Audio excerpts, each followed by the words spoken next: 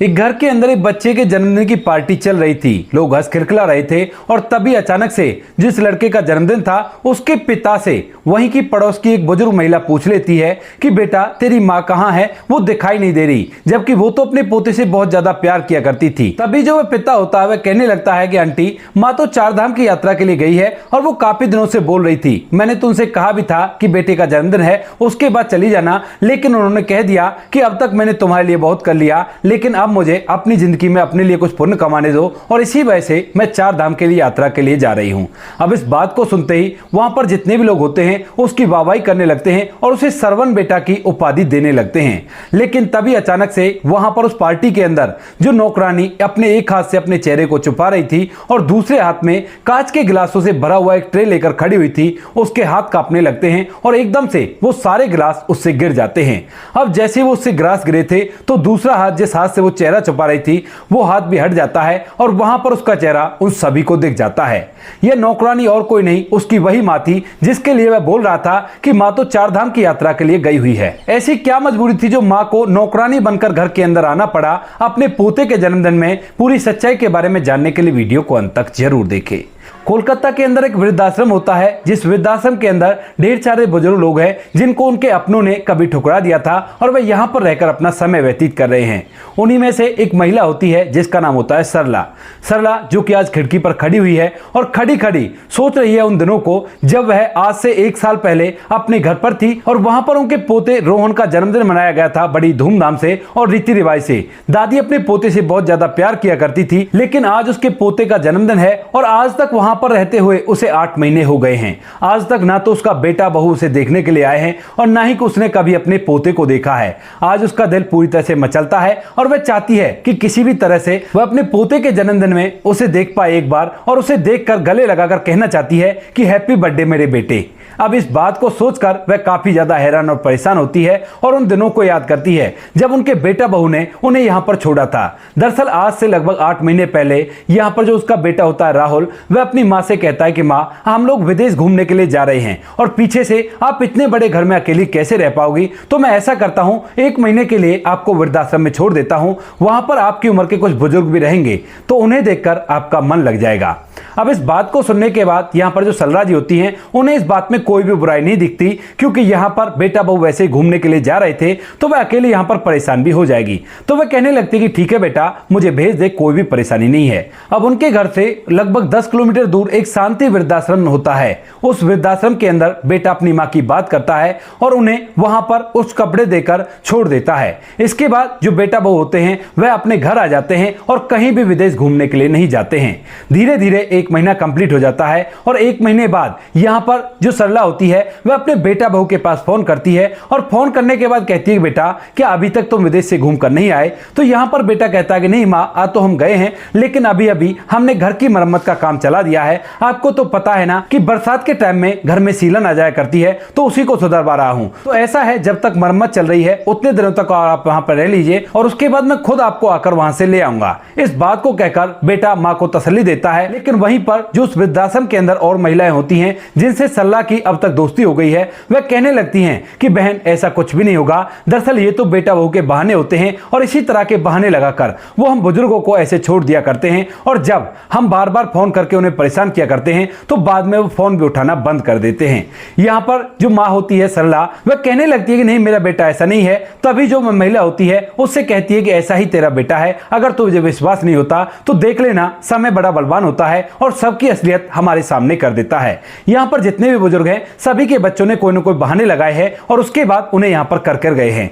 इसके बाद यहाँ पर जो सरला होती है मन ही मन वह बड़ी दुखी होती है, लेकिन कहीं ना कहीं उसके दिमाग में चल रहा था कि मेरा बेटा मेरे साथ ऐसा बिल्कुल भी नहीं करेगा। धीरे धीरे कुछ समय बीता है और समय के साथ साथ ना तो बेटे का फोन आता है और ना ही यहाँ पर जो सरला होती है वह अपने बेटे के पास फोन करती है, क्योंकि उसने धारण कर लिया था कि अगर बेटा बहू मुझसे परेशान हो गए हैं तो मैं यहीं पर रहूंगी, यहाँ पर रहने में कौन सी बुराई है। यही सोचकर वह तो फोन करती ही नहीं है और उधर से उसके बेटा बहू में कोई भी फोन नहीं करता है। धीरे धीरे यहाँ पर रहते हुए अब उसे 8 महीने हो जाते हैं, लेकिन 8 महीने तक वो रोज के रोज दरवाजे की तरफ देखा करती और उसे लगा करता कि मेरा बेटा आएगा और मुझसे कहेगा कि मत चलो, घर की मरम्मत का काम पूरा हो गया। लेकिन ये कैसा मरम्मत का काम था जो 8 महीने तक पूरा ही नहीं हो रहा था। अब जैसे 8 महीने बाद उसके पोते का जन्मदिन आता है तो उसके बाद उसे अपने पोते की बहुत ज्यादा याद आती है, क्योंकि जब वह घर के अंदर रहा करती थी तो दादी पोते एक साथ ही ज्यादातर रहा करते थे और दादी अपने पोते को लेकर इधर उधर घुमाने के लिए भी निकला करती थी। पोते की उम्र लगभग 6 साल थी और यहाँ पर जब उसका बेटा उसे लेने के लिए नहीं आता है और पोते का जन्म आ गया है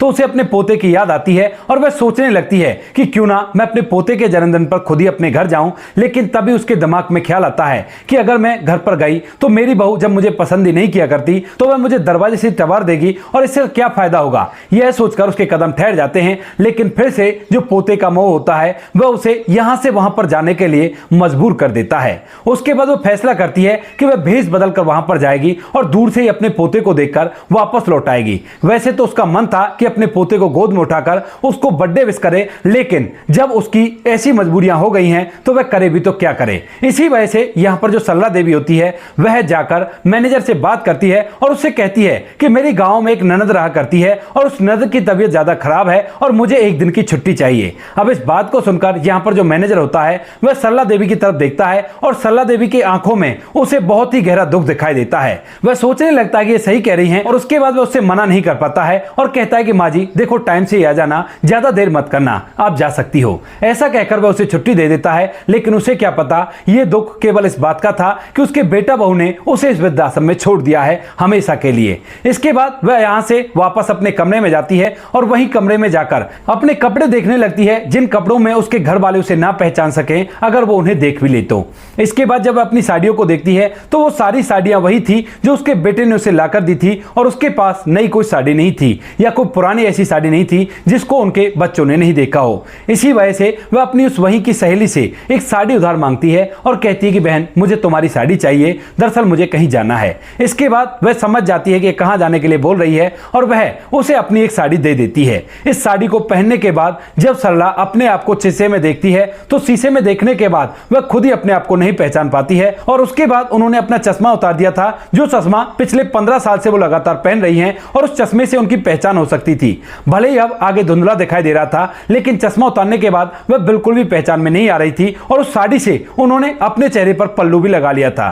साड़ी को बांधने का तरीका भी अलग तरह का उन्होंने कर लिया था और इसके बाद वह पूरी तरह से तैयार हो जाती हैं अपने पोते को दूर से देखने के लिए और मन ही मन उन्हें बर्थडे विश करने के लिए। सरला जो होती हैं यहां से एक ऑटो में बैठती हैं और ऑटो में बैठने के बाद सीधा अपने घर के बाहर वाली गली पर उतर जाती हैं। गली पर उतरने के बाद जैसे वो गली के अंदर जाती हैं तो वहां पर उनकी ढेर सारी यादें बसी हुई थी। दरअसल यहां पर उन्होंने कभी अपने बेटे राहुल को अपने हाथों से पकड़कर साइकिल चलाना सिखाया था और वहीं पर नुक्कड़ पर वो हलवाई की दुकान भी उन्हें दिखाई देती है, जिस दुकान से कभी कभी उनका बेटा राहुल जलेबी खाने के लिए अपनी माँ से जिद किया करता था तो माँ उसे जलेबी दिला दिया करती थी। इन सभी चीजों को देखते हुए उसका मन अंदर से भर आता है और अचानक से उसकी आंखों में आंसू आ जाते हैं। लेकिन फिर भी यहां पर जो सरला देवी होती है वह एक हाथ से अपने चेहरे को छुपाए हुए अपने घर की तरफ बढ़ने लगती है। अब घर से थोड़ी दूर एक पीपल का पेड़ होता है जिसके नीचे सरला देवी कभी कभी यहाँ की कुछ सहेलियों के साथ बैठ जाया करती थी और गप्पे लड़ाया करती थी। उस पीपल के पेड़ की ओट में वो खड़ी हो जाती है और दूर से अपने 2 मंजिल के मकान को देखती रहती है, जो कि आज अच्छी तरह से सज धज कर तैयार था क्योंकि उस घर के इकलौते वारिस का आज जन्मदिन था। अब यहाँ पर जो सरला देवी होती है दूर खड़ी होकर देखती रहती है कि कभी तो उसका पोता बाहर निकलेगा और उसे उसकी एक झलक देखने को मिल जाएगी। उसे देखकर ही वह शांति से यहाँ चली जाएगी, क्योंकि उसका मन तो है अंदर जाने का, लेकिन कहीं ना कहीं उसका स्वाभिमान उसे रोक रहा है और वह सोच रही है कि अगर मुझे उन्होंने यहीं से भगा दिया तो फिर मैं ऐसी भी नहीं रहूंगी, तो फिर क्या होगा। ऐसा सोचकर वह वहीं पर खड़ी रहती है और काफी देर तक भी जब कोई बाहर नहीं आता तो उसके बाद उसे लगने लगता है कि अब तो किसी भी तरह से घर के अंदर जाया जाए, लेकिन वह मजबूर है, जाए तो जाए कैसे। और तभी अचानक से उस घर के दरवाजे पर एक महिला आती है जो कि उस घर की नौकरानी थी, जिसका नाम होता है ललिता। ललिता आकर डोरबेल बजाती है और डोरबेल बजाते ही अंदर से यहाँ पर जो उसके बेटे की पत्नी होती है जिसका नाम सीमा होता है वह दरवाजा खोलती है और दरवाजा खोलकर यहाँ पर जो ललिता होती है वह कहने लगती है देखो मैम साहब मैं आज काम पर नहीं आ पाऊंगी, दरअसल मेरी रिश्तेदारी में एक बीमार हो गए हैं और उनके यहाँ पर मुझे जाना होगा। अब इस बात को सुनते ही यहाँ पर जो राहुल की पत्नी सीमा होती है उसकी आंखें चढ़ जाती हैं और वह ललिता से कहने लगती है कि ये क्या बकवास कर रही हो तुम, आज तुम्हें पता है ना कि रोहन का बर्थडे है और घर पर ढेर सारे मेहमान आए हुए हैं, मैं अकेली इन सारे कामों को कैसे करूंगी। लेकिन यहाँ पर जो ललिता होती है वो कहती है कि मैम साहब देखो बीमारी कहकर नहीं आया करती और मुझे क्या पता था कि आज ही ये सब कुछ हो जाएगा। अब अभी अभी मेरे पास फोन आया है और मैं बिल्कुल भी यहाँ पर नहीं आ सकती। लेकिन यहाँ पर जो सीमा होती है वो उससे कहने लगती है देखो ललिता मुझे कुछ नहीं पता, तुम जा रही हो तो किसी न किसी और को काम के लिए भेज कर जाओ और मैं ऐसे बिल्कुल भी नहीं रह सकती। अब यहाँ पर जो ललिता होती है वह मना करने लगती है, लेकिन तभी जो सीमा होती है वो कहती है कि तेरी सास भी तो है, उस सास को भेज दे वही काम कर देगी, आज आज की तो बात है। अब इस बात को सुनकर यहाँ पर जो ललिता होती है वो कहने लगती है कि ठीक है मैम साहब बोलकर देख लूंगी, वरना वैसे वो भी ज्यादा बीमार रहा करती हैं और वो बिल्कुल भी नहीं आ पाएंगी, अगर वो आ गई तो मैं उन्हें भेज दूंगी। ऐसा कहकर ललिता वहां से चली जाती है और सीमा इस बात को सुनकर पूरी तरह से नाराज हो गई थी और गुस्से से दरवाजे को जोरदार बंद करके घर के अंदर चली जाती है। अब यहाँ पर जो सरला जी खड़ी हुई थी उन्हें एक मौका मिल गया था, क्योंकि उन्होंने अपने वेशभूषा ऐसा ही बना रखा था जैसे कि कोई घर की नौकरानी हुआ करती है और उसके बाद वह सोचने लगती है कि क्यों ना मैं ललिता की सास बनकर यहां से वहां पर चली जाऊं और उसके बाद घर के अंदर नौकरानी बनकर घुस जाऊं।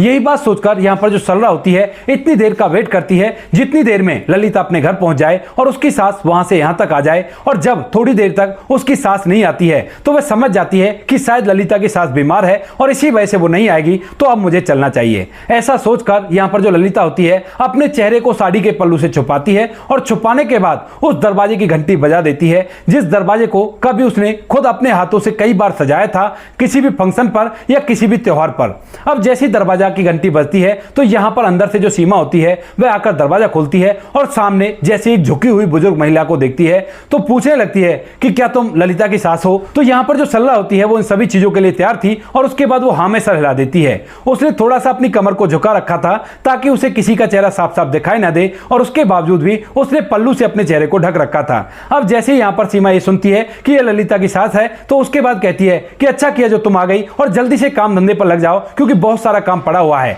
सबसे पहले तुम ऐसा करो किचन में जाकर बर्तनों को साफ कर दो और उसके बाद आगे का काम मैं तुम्हें बताती हूं। ऐसा कहकर यहां पर जो बहू सीमा होती है उसका हाथ पकड़कर उसे खींचते हुए अंदर ले जाती है और किचन की तरफ इशारा करके उसे अंदर जाने के लिए कह देती है। यहां पर जो सरला होती है वो उस घर के अंदर घुसते ही ढेर सारी यादों में खो गई थी। उसे वो पल याद आते हैं जब इस घर के एक एक कोने को उसने अपनी उम्मीदों से सजाया था और अच्छी तरह से तैयार किया था। यहां तक कि उस घर के अंदर आधी से ज्यादा चीजें ऐसी हैं जो उन्होंने अपने हाथों से तैयार की थी और वो अब इस घर की शोभा बढ़ा रही हैं। उसके बावजूद भी वो किचन के अंदर जाती है और वहां पर जाकर नल को चलाकर अच्छी तरह से बर्तनों को साफ करने लगती है। लेकिन बर्तनों को साफ करते करते वह बार बार हॉल की तरफ देख रही थी कि कहीं से भी उसे अपने पोते रोहन की एक झलक मिल जाए, और तभी अचानक से वहां पर राहुल आता है जो कि किसी से फोन पर बात कर रहा था। और जब यहां पर सरला जी राहुल की तरफ देख रही थी तो उसी दौरान यहां पर जो राहुल होता है वह भी किचन की तरफ देख लेता है और एक झलक उसे अपनी मां की मिल जाती है। लेकिन वह फोन पर बात कर रहा था और ज्यादा गौर इस बात पर नहीं देता है और आगे की तरफ चला जाता है।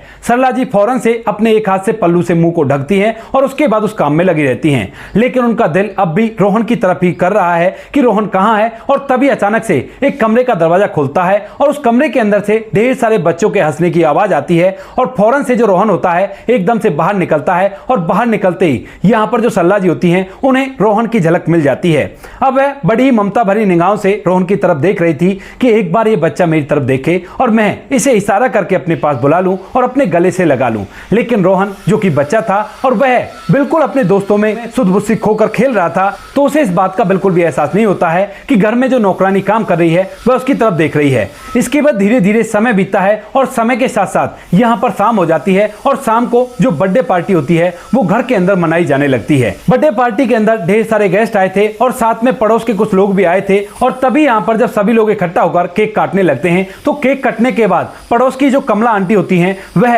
यहाँ पर राहुल से पूछने लगती है कि राहुल बेटा तेरी माँ कहाँ है, क्योंकि वो तो अपने पोते से बहुत ज्यादा प्यार किया करती है और उसके बर्थडे पर वो ही आज क्यों नहीं है। तो उसके बाद यहाँ पर जो राहुल होता है वह कुछ बोल पाता उससे पहले सीमा कहने लगती है कि वो दरअसल माँ जी तो फिलहाल 4 धाम की यात्रा पर गई हुई हैं। इसके बाद जैसे सभी बातें रटी रटाई हो और पहले से ही राहुल ने इस बातों को तैयार कर रखा था, वो कहने लगता है कि माँ ने कहा था कि अब तक मैंने जिंदगी तुम्हारे लिए काफी जी ली, अब मुझे अपने लिए जिंदगी जीने दो। हमने तो उनसे कहा भी था कि बेटे का जन्मदिन है उसके बाद चली जाना, लेकिन उन्होंने मना कर दिया और जिद करके जाने लगी। अब माँ की बात को भला मैं कैसे टाल सकता था। यह बात कहकर वह एकदम से चुप हो जाता है और यहाँ पर जितने भी लोग वहां पर आए हुए थे वह सभी इस बात को सुनकर एकदम से वाहवाही करने लगते हैं राहुल की। कहते हैं कि भाई आज के जमाने में तेरा जैसा बेटा मिलना तो बड़ा ही मुश्किल है, क्योंकि आज के जमाने में तो माँ बाप को बोझ समझा करते हैं और तू अपनी माँ की खुशी के लिए ऐसा ऐसा किया करता है। यहाँ तक कि जो कमला आंटी होती हैं वह भी उससे कहने लगती है कि बेटा अगर आज के जमाने में कोई सरवन बेटा ढूंढने को निकलेगा तो उसे सबसे पहले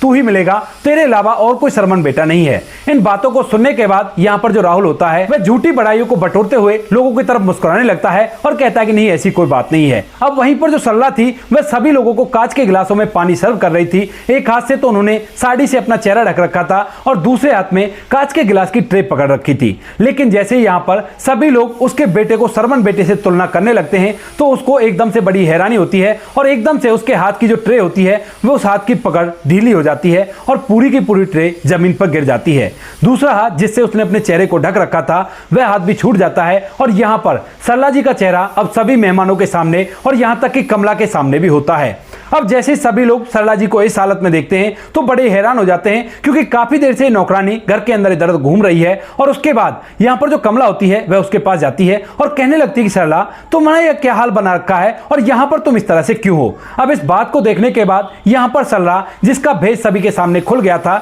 वह ना तो कमला की बात का कोई जवाब देती है और उसके बाद सीधा अपने पोते के पास जाती है, क्योंकि यहाँ पर सभी लोग सहम गए थे। तो जो पोता होता है वह भी चुपचाप खड़ा हो गया था और अपनी दादी की तरफ देखकर चुपचाप खड़ा हुआ था। यहाँ पर जो सरला होती है अपने पोते की तरफ जाती है और उसे गोद में उठाकर उससे कहती है कि हैप्पी बर्थडे मेरे बेटे, मैं तो तुम्हारे बर्थडे के लिए नौकरानी बनकर यहाँ पर आई थी, क्योंकि मुझे महसूस हो गया था कि मेरे बच्चों ने मुझे वृद्धाश्रम भेज दिया है, लेकिन फिर भी मुझे तेरे बर्थडे के दिन काफी तेरी याद आ रही थी और इसी वजह से आ गई। इसके बाद यहाँ पर जो कमला होती है वह बड़ी हैरान होती है और पूछने लगती है कि क्या मतलब है, क्या तू 4 धाम की यात्रा के लिए नहीं गई थी। तो यहाँ पर जो सरला होती है वह पूरी कहानी उन सभी के सामने बता देती है और कहती है कि जिस घर को मैंने अपने पैसों से और अपनी मेहनत से बनाकर खड़ा किया था उस घर के अंदर से मुझे निकाल दिया गया और वृद्धाश्रम के लिए छोड़ दिया गया। बार बार मुझसे बहाने लगाए गए और एक बार भी मेरे बेटा बहू मुझसे मिलने के लिए नहीं आए। पिछले 8 महीनों से मैं लगातार वृद्धाश्रम के अंदर रहा करती हूँ और मेरे बेटा बहू मेरे पास फोन भी नहीं करते हैं। इन बातों को कहते हुए यहाँ पर सरला की आंखों से आंसू आ जाते हैं और जैसे ही इन आंसू को सभी रिश्तेदार और अड़ोसी पड़ोसी देखते हैं तो उसके बाद राहुल पर थू थू करने लगते हैं और इतनी देर में यहाँ पर जो सरला होती है वह यहाँ से जाने लगती है। लेकिन तभी राहुल का एक कलीग जो उसके साथ ऑफिस में काम किया करता था, जिसका नाम आशीष होता है, आशीष जो कि एक नौजवान लड़का है लेकिन उसके अंदर करुणावास किया करती है और दूसरों की मदद करने पर वह विश्वास किया करता है, तो उसे इस बात को सुनकर बड़ा ही गहरा धक्का सा लगता है कि अपनी ही माँ को इस तरह से वृद्धाश्रम में छोड़ दिया। और जैसे ही वो उसे जाते हुए देखता है तो एकदम से रुकता है और कहने लगता है कि अम्मा देखो, ज्यादा बड़ा तो घर मेरा नहीं है, लेकिन आपको मैं अपनी माँ की तरह अपने घर में रखूंगा और आप मेरे साथ चलिए और आपको दोबारा से वृद्धाश्रम जाने की जरूरत नहीं है। लेकिन तभी यहाँ पर जो सरला देवी होती हैं वो एक पल के लिए ठहरती हैं और पीछे मुड़कर कहने लगती है बेटा तुम्हारा व्यवहार मुझे बड़ा ही अच्छा लगा और बहुत बहुत धन्यवाद जो तुमने मुझे अपने साथ ले जाने की बात कही, लेकिन जब मेरे अपने बेटे ने ही जिसे मैंने पाल पोस कर बड़ा किया और इस काबिल बनाया कि वो मुझे घर से निकाल कर वृद्धाश्रम में छोड़ सके, उसी के लिए मैं बोझ बन गई, तो मैं तुम पर बोझ बनकर क्यों रहूं। ऐसा कहकर वह मना करने लगती है। यहाँ पर आशीष दोबारा से कहता है लेकिन वो साफ साफ मना कर देती है और कहती है कि बेटा मेरी असली जगह वही है और वहीं पर मुझे जाना है। ऐसा कहकर सरला तो वहां से वृद्धाश्रम चली जाती है, लेकिन यहाँ पर जो राहुल होता है और उसकी पत्नी होती है उस पर सभी लोग थू थू करने लगते हैं और उनका घर का खाना खाए बगैर वहां से वापस लौट जाते हैं। घर के अंदर जितनी भी भीड़ थी वो सारी के सारी खत्म हो गई थी और घर के अंदर केवल 3 जन रह गए थे, छोटा बच्चा रोहन, उसके माता पिता, ये लोग चुपचाप खड़े रहते हैं काफी देर तक और बहुत कुछ अपने मन के अंदर सोचते हैं। जब वो लोग उन बातों को सोचते हैं जो लोग उनसे कहकर गए थे कि धिक्कार ऐसे बेटे पर, और तू देख लेना तेरा बेटा भी तुम्हारे साथ कभी ना कभी ऐसा ही करेगा और तब तुम्हें अकल आएगी। इन बातों को सोच सोचकर उनकी आंखों से आंसू टपकने लगते हैं और इसके बाद दोनों पति पत्नी एक दूसरे की तरफ देखते हैं और यहां पर जो पति होता है वो कहता है कि हम लोगों ने बहुत गलत किया है, वैसा ही पत्नी कहती है। और उसके बाद दोनों अपनी गलती को सुधारने के लिए रात के समय में ही सीधा वहां से वृद्धाश्रम पहुंच जाते हैं, जहां पर अब तक उनकी मां पहुंच गई थी। और जैसे ही मां वहां पर पहुंचती है तो उसके पीछे पीछे बेटा बहू आ जाते हैं और आने के बाद उसे अपने साथ चलने के लिए मनाने लगते हैं। लेकिन यहां पर सरला देवी मना करती है, कहती है कि नहीं बेटा, जब एक बार तुमने घर से निकाल दिया तो अब मुझे अलग ही रहने दो। लेकिन यहां पर बेटा बहू उनके पैर पकड़ लेते हैं और रो रो कर उनसे माफी मांगते हैं। कहते हैं कि मां, हमसे गलती हो गई और हमें ऐसी गलती नहीं करनी, क्योंकि आने वाले समय में अगर हमारा बेटा हमें वृद्धाश्रम में छोड़ देगा तो बहुत ही गलत होगा और हम लोग ऐसा बिल्कुल भी नहीं चाहते। क्योंकि किसी ने कहा है कि बच्चे जैसा देखा करते हैं वैसा ही सीखा करते हैं। अब तक तो हम बच्चे से आपकी बातों को छुपा रहे थे, लेकिन जब ये बड़ा हो जाएगा तो उसके बाद तो इसको पता ही चलेगा कि इसकी दादी इस तरह से वृद्धाश्रम में रही थी, तो इसी वजह से आपको हमारे साथ चलना होगा, वरना हम लोग भी उस घर के अंदर नहीं रहेंगे और हम लोग भी यहीं पर रहेंगे। अब इस बात को सुनकर और जब वहां पर और भी जो बुजुर्ग होते हैं वो उससे कहने लगते हैं कि कोई बात नहीं, जब बच्चे अपनी गलती मान रहे हैं तो तुम चली जाओ। तो यहां पर जो सल्ला होती है वो उनके साथ चलने के लिए तैयार हो जाती है। वो लोग आदर सम्मान के साथ अपनी मां को घर के अंदर लाते हैं और इसके बाद घर के अंदर उसकी पूजा किया करते हैं एक तरह से, और अच्छे से उसका ख्याल रखते हैं। जिन रिश्तेदारों ने कभी उसे बुरा कहा था वो लोग अब इस बात का खैर मनाते हैं कि चलो कम से कम इन्होंने अपनी गलती को तो सुधार लिया। यहाँ पर जो सरला देवी होती है वो उस घर को पाकर दोबारा से कुछ दिनों में नॉर्मल हो जाती है और अपने पोते के साथ हंसी खुशी जिंदगी को व्यतीत करने लगती हैं। तो दोस्तों ये थी आज की कहानी। आपको जैसी भी लगी हो कमेंट सेक्शन में बता देना। वीडियो अगर अच्छी लगी हो तो वीडियो को लाइक और चैनल को सब्सक्राइब जरूर करें, ताकि हमें थोड़ा सा हौसला मिल सके आप लोगों के लिए ऐसी अच्छे वीडियो बनाने के लिए। इन कहानियों को सुनाने का उद्देश्य किसी को परेशान करना बिल्कुल भी नहीं है। ये कहानी आपको इसलिए सुनाई जाती है ताकि आप लोग इन कहानियों में से कुछ ना कुछ सीख सको और अपने जीवन में उस चीज को अप्लाई कर सको। मिलते हैं किसी नेक्स्ट वीडियो नए टॉपिक के साथ, तब तक के लिए जय हिंद, जय भारत, जय हिंदुस्तान।